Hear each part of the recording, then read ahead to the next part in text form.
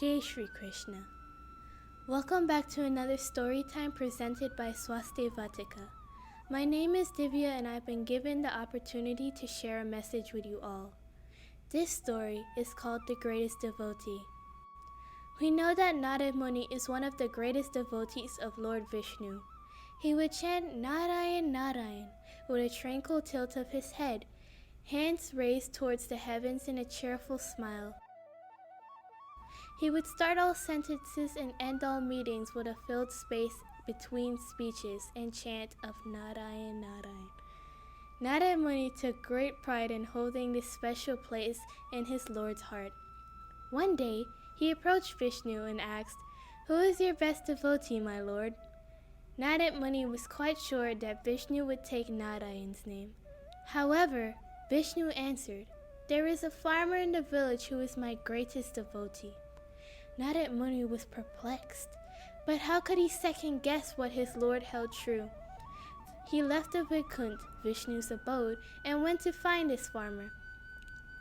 He watched from the tree as the farmer rose at sunrise. The farmer stood outside his small hut and raised his hands in prayer. With his eyes scrunched tight, he repeated Vishnu's name twice. Then the farmer had headed towards the fields. Narada Muni took the form of a farm animal and followed close.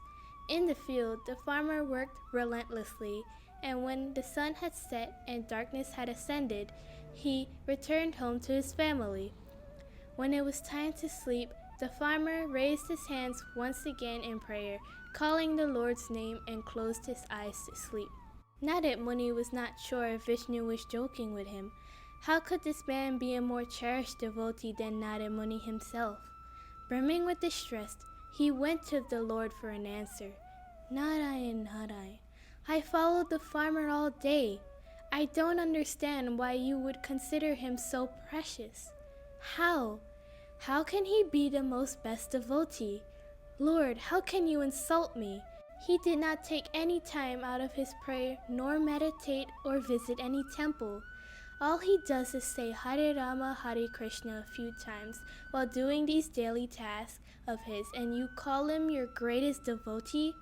Vishnu smiled. "I will explain it all, do not fret. But before that, I have a very important task I need done. I trust you. Can you take this small vessel filled with oil across the world? It is vital that you not spill one drop. Will you do this for me?" Narada agreed. Vishnu had trusted him. "Narayan, Narayan, it will be my honor."